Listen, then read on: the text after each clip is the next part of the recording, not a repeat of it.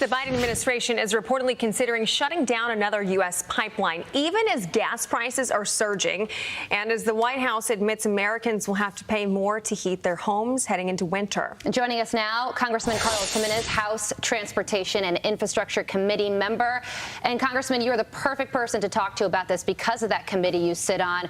We're talking about Line 5, which transports 540,000 barrels of crude oil from Canada to Michigan every day. And apparently the Biden administration is considering having that pipeline go the way of the Keystone Pipeline because indigenous tribes don't want the pipeline there. But all of this, Congressman, is happening amid a drastic surge in gas prices.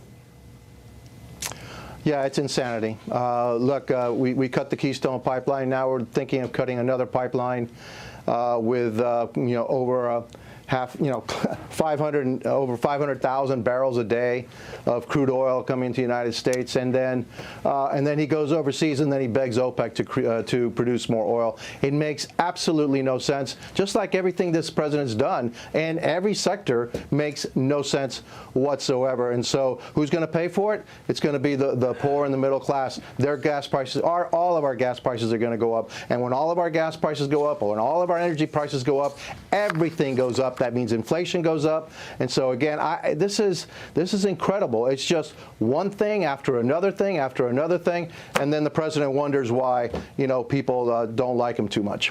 And then when you talk about the gas prices going up and inflation, that brings us to this. It's the infrastructure bill that was passed on Friday. So they just passed an infrastructure bill, but yet they haven't really clarified exactly how this, as well as the BBB bill, is going to be paid for. So you've got all of this money coming out of taxpayer pockets.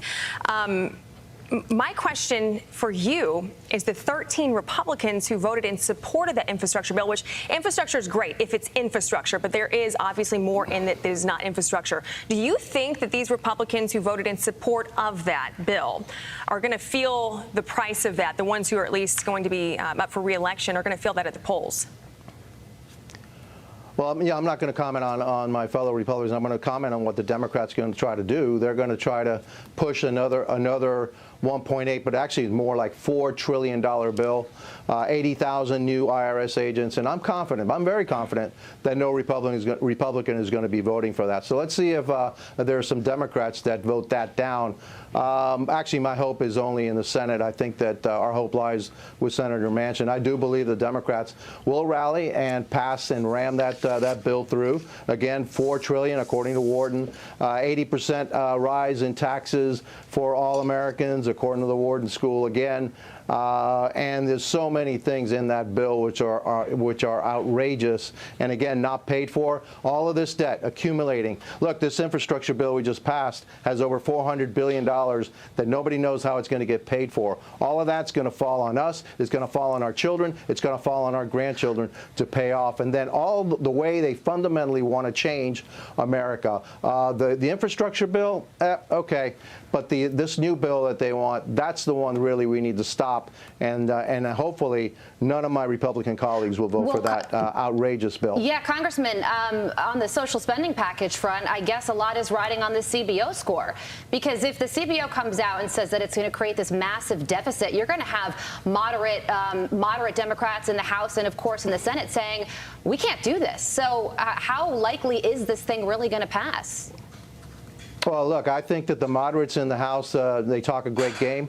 Let's see if they put up or shut up. The CBO score is not going to be what came out of the White House. So there's going to be a huge deficit here with this CBO score. The price tag is going to be a heck of a lot higher than what's been advertised. But I wouldn't hold my breath thinking that these moderate Democrats are going to be voting against the bill. I could be proven wrong. I hope I'm proven wrong. But I think really the hope lies in the Senate right now.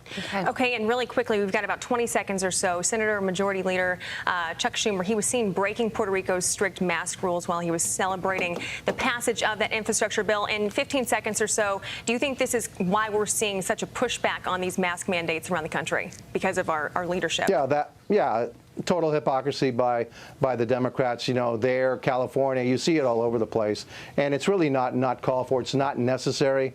I think, you know, they need to take a page out of Governor Ron DeSantis here in Florida, who's doing a fantastic job here in Florida.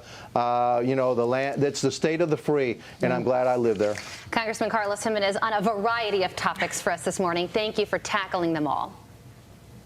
Oh, thank you. You bet.